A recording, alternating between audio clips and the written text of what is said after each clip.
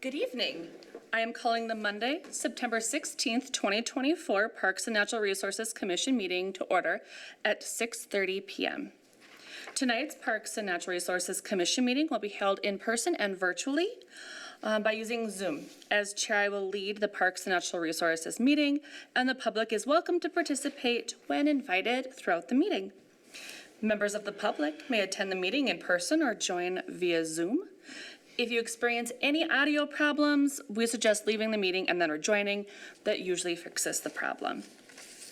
Additional instructions on how to participate are posted online at burnsvillemn.gov in the public meeting calendar. As usual, tonight's meeting is available for viewing on BCTV and the city's website.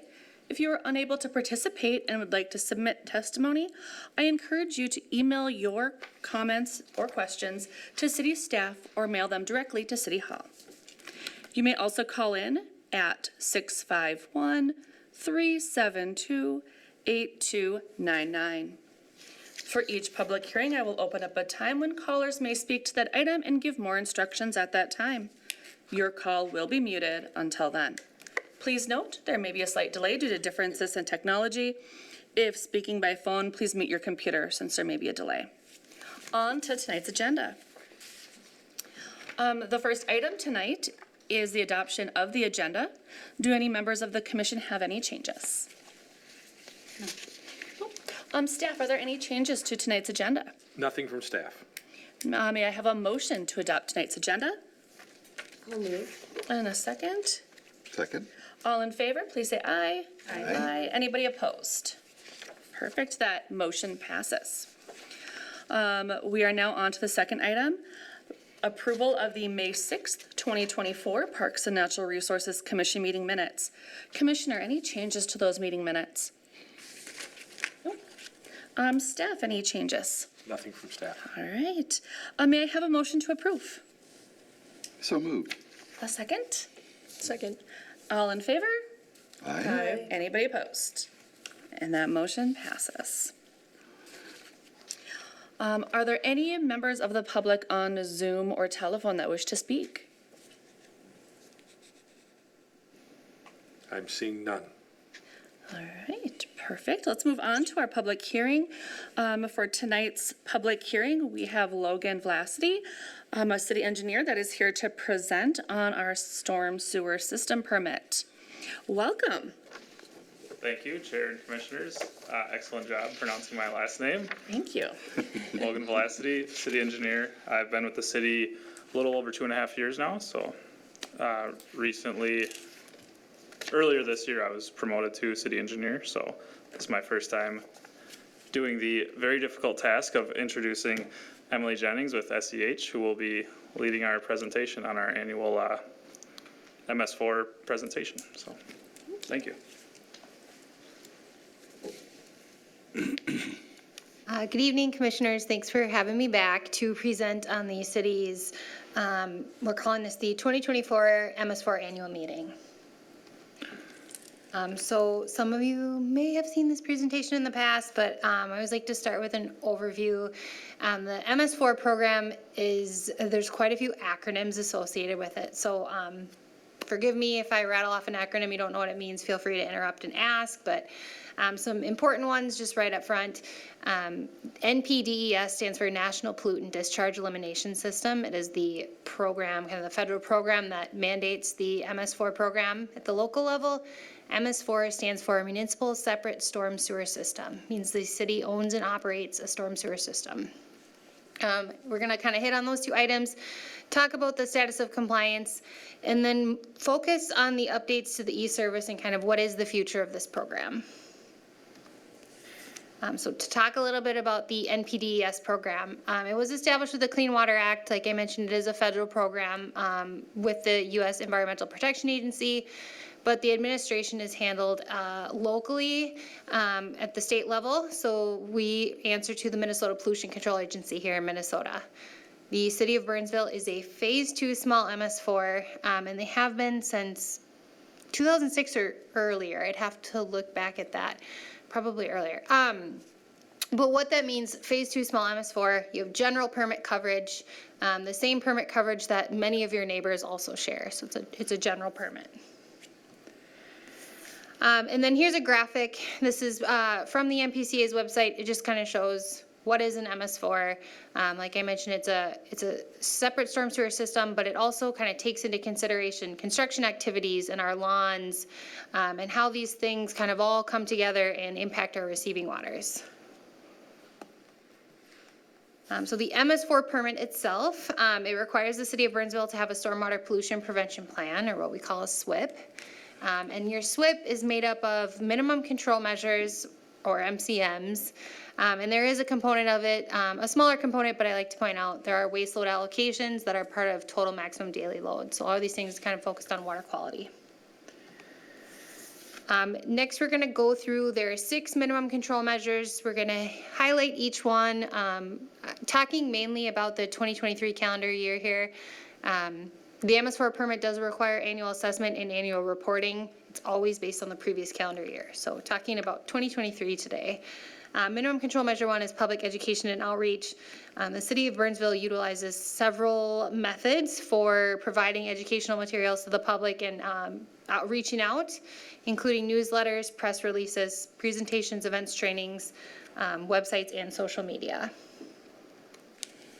Minimum control measure 2 is public participation and involvement.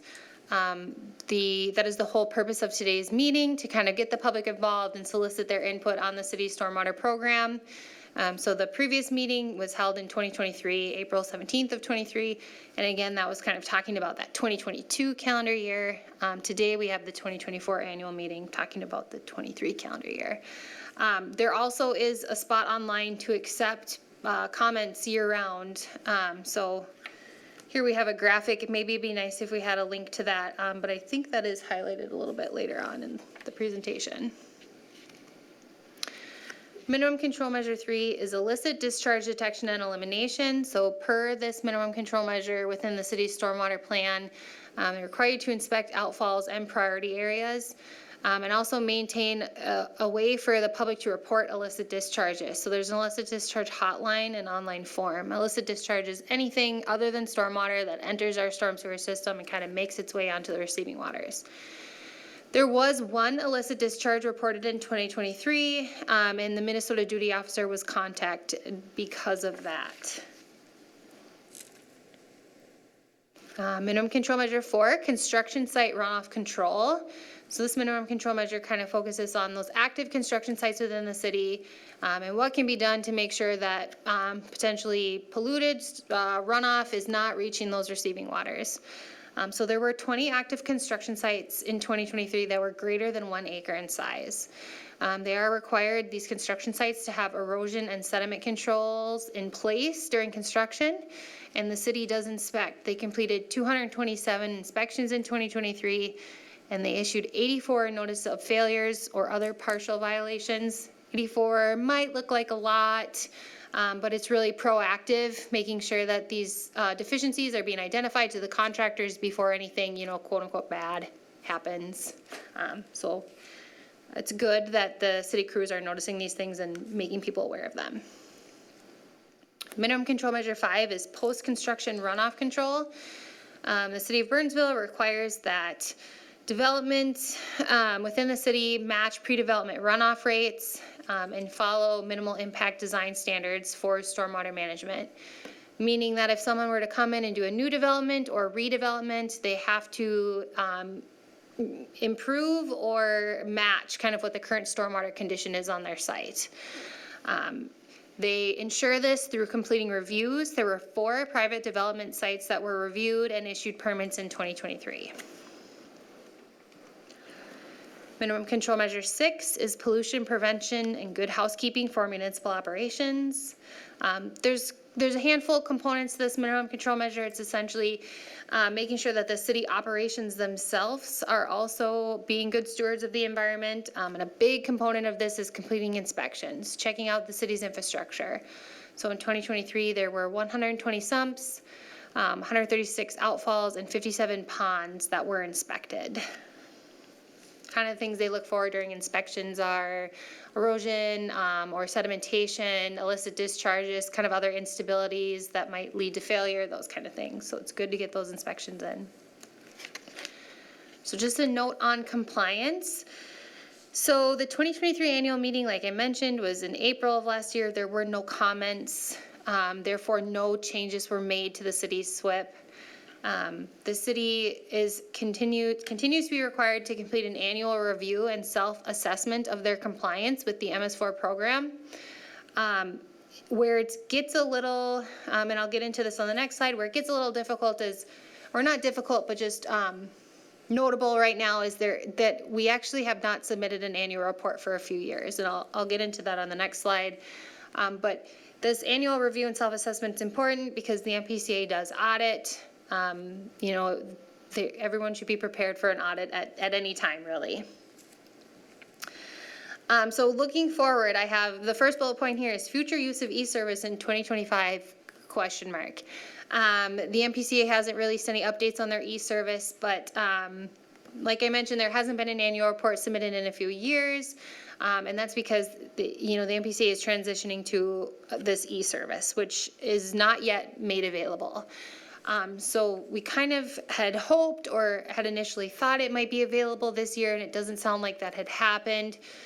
So there's a few years of data just kind of waiting. And the NPCA has mentioned that they would possibly issue a combined annual report when that e-service is available. So that may or may not be happening. But that's kind of, it's, in the meantime, the city continues to operate under their permit as they know it, and just keep the documentation up, and so when the time does come to submit the information, they'll be ready. And as crazy as this sounds, the current MS4 permit does expire November 15th of 2025. So while it seems like the last permit was just issued in 2020, there is sort of a lengthy process from permit being issued to the city obtaining coverage under the new permit. So it feels like we just kind of caught up. A couple years ago or just last year, we were talking about some new development standards and those kind of things, and now we're already talking about this permit being reissued again. So it's a never-ending cycle. As part of an annual meeting, there is a public hearing for verbal comments to solicit input from the public. Like I mentioned, there's also an online comment form. Looks like I got the address here, burnsvilleminnesota.gov/SWIP. So we can open up I think we still have to do it, but. I think you are correct. Madam Chair, I think you have to formally open up a public hearing, and then, judging from the audience, you can go ahead and close that. Oh my gosh, I just totally got lost. Good evening, everybody. Any questions or comments? I have a question. Yeah. So, is part of this the ponds that kind of hold rainwater from runoff? Yes. So developments or redevelopments or even city infrastructure required to sort of capture and treat their stormwater. That's what we see. And there are natural ponds too, but I'm talking mostly about constructed ponds. And those constructed ponds are part of an MS4 system. While they're not like actual storm sewer themselves, they convey water from and to the city's infrastructure. So they are part of the MS4. Okay. And would those be considered temporary? So once the construction is completed, would they fill those in, or once everything is attached to this storm sewer system, would they be filled in? Sometimes there are temporary ponds. They can be required, or sometimes they're just necessary based on the nature of the site. Oftentimes, I see a temporary pond becomes a permanent pond, but occasionally it's only needed for a short duration of time, so they could be temporary, but. And another question, you mentioned an outfall. Yes, an outfall is anywhere where your MS4 system leaves the jurisdiction. So an outfall could be a structural item like a flared end section, you know, the end of our storm sewer system that kind of flows out to the river or the lake. Or it really could just be like a point source where it leaves the jurisdiction of the city of Burnsville. Could be a ditch, the end of a ditch or something like that. But oftentimes we're used to them being like structural flared end sections or something like that. Okay, thank you. Aside from construction, what constitutes an illicit discharge? Anything that is not stormwater. So we shouldn't be, like some frequent examples I can have is when we mow our grass and it gets into the curb line, technically that's an illicit discharge, right? We don't want those grass clippings in our storm sewer system and in our receiving waters. Oftentimes they're accidental. Maybe you have a dumpster that's not properly sealed and kind of garbage is like leaching out. Sometimes we have, during construction activities, maybe like a hydraulic hose or something will accidentally break on a piece of equipment, and those things all have potential to be an illicit discharge. Hopefully you can kind of capture and contain that before it reaches the system or the receiving water, but really we don't want anything in our receiving waters other than stormwater. What is the most common illicit discharge that is found with construction sites? Ooh, I mean, my answer would be sedimentation, right? Like you don't have a properly stabilized site and then you see a lot of dirt and stuff kind of wash away and, onward. But I guess I don't know. I haven't seen any statistics on if that's the most common, but I bet it's pretty high up there, right? So it's important that our construction sites have those perimeter controls and are also working to get the site stabilized when they're not actively working, so we don't see washouts or dirty runoff water, anything like that. What's the danger of having that dirty runoff water? So the sediment itself is not great for, the ecosystem. It can have a negative effect on the aquatic life, and it can also just have a negative effect on the water quality, which in turn can affect the aquatic life, plants, animals, those kind of things. It's also, it's more sometimes than just dirt. It can have other pollutants, dissolved pollutants in there, phosphorus, excess nutrients, those kind of things, and they all kind of change the water body's, quality in general. What about, for example, in the fall with leaves? Yeah, I know the city makes some efforts to do some street sweeping and other things. Like any excess nutrients, you don't want them in your water bodies. The organic material like that can kind of break down, and again, it gives you these excess nutrients in waters, which, algae and stuff can grow based on that. You have to be reasonable, right? Like you're not going to get every leaf or anything like that. But yeah, that can have a negative impact on a receiving water. Is it ever up to like a homeowner that lives in front of a sewer drain? I don't believe that would be up to the homeowner. I guess unless it was like a really large tree canopy. I don't think so, but I will say, I don't know if the city participates in the Adopt a Drain program, but check it out sometime, or encourage the public to check it out. You could adopt your local catch basin in front of your house and clean it up a few times a year, and every little bit counts. As far as the actual responsibility, though, no, I'd probably have to ask others at the city. Yeah, I'm curious because in my neighborhood, it's very heavily tree canopied and there are so many leaves, and the one in front of my house, I get out there with my shovel and my rake and try to clean it out as much as I can. You should look up the Adopt a Drain. It's kind of fun. You get to choose your catch basin and name it, and then you get to report when you clean up and give yourself a pat on the back. You cleaned out your catch basin. Do you happen to know what the bodies of water health were before this was implemented? Good question. The water bodies all have, there's a lot of data that exists for water quality standards. And unfortunately, in Minnesota, there are quite a few impaired water bodies. When they actually were listed as impaired, no. And how that compares to the MS4 program, no, I don't have that specific data. I do think it's something that is being looked at though, right? Like since the MS4 program's been in place, and earlier I mentioned waste load allocations as part of TMDL studies. TMDL studies are specific studies on bodies of water of what do we have to do to get it unimpaired, sort of thing. So I think that's something that, like, we've seen a lot of change in the past several years, and with a focus on water quality. Well, how is it working, and what do we need to continue to change to make it happen, or, you know, what do we need to revisit the drawing board on?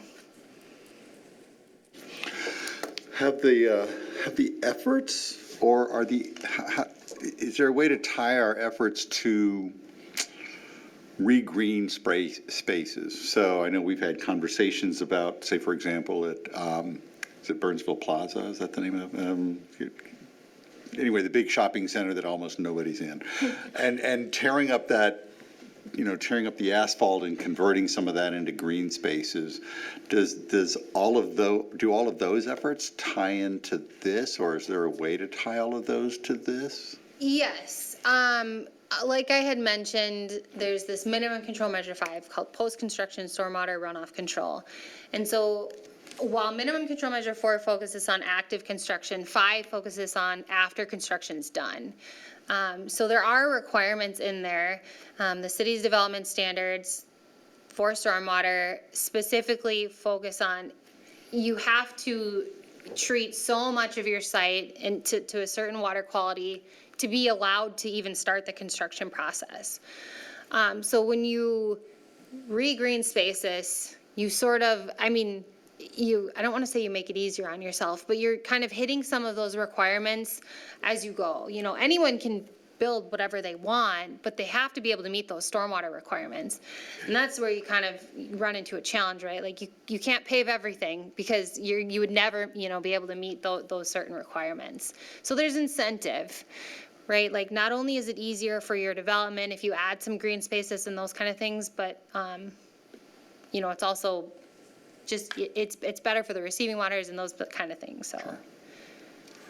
I'm also wondering about the efforts of the city to encourage native plantings and, you know, getting rid of just grass and going back to more naturalized areas, and how that, you know, are there ways to encourage that and tie that to what, you know, you're trying to accomplish, if you will? Yeah, native plantings are great. There's not a specific requirement on what type of like pervious surface there is. So that's, you know, there's no necessarily requirement you have to have native versus a turf grass or something like that. Right. So that is, I think, a little bit too specific for what the permit requires. Okay. But I will put in a plug. The city themselves has to meet all their own requirements as an MS4. So, you know, the city is also doing all these things with their road projects or their kind of other maintenance work that's done. Sure. I guess what I'm trying to do is connect all the dots. So, you know, you've got the plantings area, we got what you're doing, we've got the other encouragements that are within the city, you know, to try to, again, how do we connect all of these dots in a way that kind of presents a cohesive plan that the city is focused on this picture, not just these individual pictures. Does that make sense? Yeah, I mean, right. We don't want to do it in a vacuum because unfortunately it just doesn't work that way. Right. Do you happen to know what qualifies a body of water to be impaired that this would be used on? Yeah, there's all different kind of things. So really, I think there's all different standards. Mercury, for example, a lot of water bodies are impaired for mercury, but that's not something that we can like grasp our hands on and change, unfortunately. There are other ones like total suspended solids, we call them TSS. That's actual like sediment in the water column. So that's like, we try to control things like construction sites where you have those loose sediments kind of washing into water. If we can kind of control that and normalize that, then hopefully we can help remove some of that suspended solids in the water body. There's a lot of nutrient-based ones, and these are kind of things all within the water. But then there's like our our fish in our water bodies. Sometimes we can get different excess nutrients in fish tissues. I mean, I don't know all of them off the top of my head, but there's certain limits out there that are set by NPCA or even farther up the chain. And they say, hey, when you sample and when you go out there, if this exceeds a certain limit, it's considered impaired. I have one more question. So I think there are some ponds in neighborhoods that are like connected by, I don't know the proper terms for these things, but those big cement tunnels for the water to drain to each other. When sometimes those get full, I think the ponds are kind of, I don't know, scooped out to get the debris out or something. I know that happened in my neighborhood. Sure. Then is there a way, or is someone already doing this, where they go back in and then see what the difference is in the water, but also in the wildlife that's there? Yeah. Because there's actually, the city is actually participating in a study with, it's with the University of Minnesota and I believe one of the research boards through MnDOT to do exactly that. So we've been doing a pond clean out project every year for at least a decade, I'd say. And we're going to start studying exactly how effective that is. And not we, but University of Minnesota and some other cities are participating as well to start to study that specific impact. So, yeah, it's an interesting question because it's something that people in the industry are wanting to see the data on as well. So there's plenty of reason to believe it's highly effective, but we're going to be one of the first actual study participants. So, yeah. Thank you.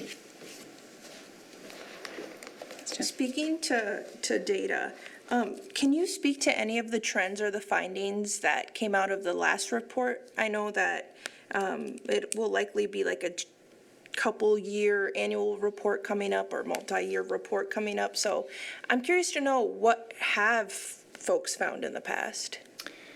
Regarding the annual report for the MS4, so the annual report data that has been required to be submitted prior to the last one that was submitted before the e-service was submitted in by June 30th of 2022, and that was on the 2021 calendar year.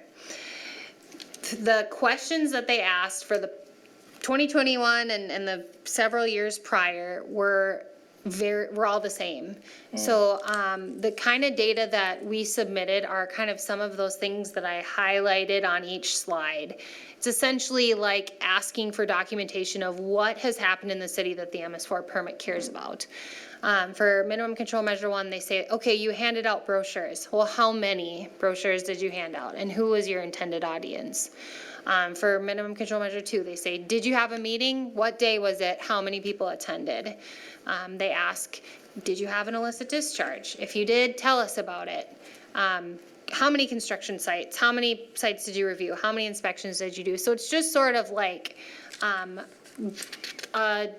a way for them to make sure you're doing all your documentation, you're doing what we're asking you to do, and submit it all in one spot. The questions probably, certainly really should be revisited because the permit has changed since the kind of the youth service thing has started. So what exactly they're gonna ask for in the future, it's hard to say.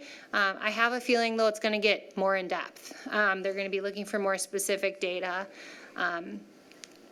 more information, but the trends are really, it's just a matter of, are you compliant or not? They're searching for the information. Yeah. So I hope that answered your question. Yes, and I'm curious to know, like what trends or like which strategies or MCMs are like most effective. I'm curious about that aspect, about where we can lean into. Sure. I think, the permit, the city is required to have the permit. They're required for all strategies to be effective, right? Right. Compliance is the goal. It's also a requirement. I mean, frankly, right? Like, there's not a lot of you have to do it as a permittee. So I think, where things have been very effective, the city's got a great public education and outreach program, lots of tools and things available for the public to get involved and to learn about stuff. And they've got a really nice, mature program for managing construction sites and managing proposed development, and a nice crew to help with those inspections. So while I'm sure they would love for additional resources, I would say that the city's doing a good job on their program. Any other questions? Right, is there anyone on the telephone or Zoom that wishes to speak? Madam Chair, there is no one on Zoom. I totally missed the public hearing. I apologize. I'm glad no one was waiting to speak and angry with me for being out of turn. Well, thank you very much. Yes, thank you. All right. Our next agenda item is just miscellaneous topics. On September 28th at 9, from 9 to noon, there's a recycling and shredding event at the maintenance facility. Our next meeting is at, Chairwoman, can I interrupt for 1 second? I believe we do need to open and hold the public hearing and then close it. let's open the public hearing. And then anybody wishes to speak, and now we close the public hearing.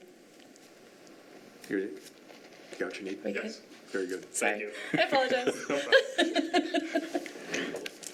Our next meeting is October 7th, 2024. And our park, there's a park visioning open house on October 2nd at City Hall. And a fire department open house on October 10th at Fire Station 1. Chairwoman, commissioners, all of you were invited to attend a park design event that happened today. We had our consultants in-house here. They went through 26 of our 76 parks, and we've been working on a vision for each of those 26 parks. On October 2nd, they will have those rough draft designs ready, so I would encourage all of you and all of the public to attend either the open house on the 2nd. We will also have those available at the fire department open house on the 10th, so please come out. We are looking for feedback and input on those park designs from you, all of you and the public. Amazing. Anything else from staff before we end? Nothing from staff. All right. At this time, I would like to request a call for adjournment of tonight's Parks and Natural Resources Commission meeting. Do we have a motion to adjourn? So moved. Second. Second. All in favor? Say aye. Aye. Anybody opposed? All right. Well, everyone have a wonderful evening and enjoy this beautiful weather outside.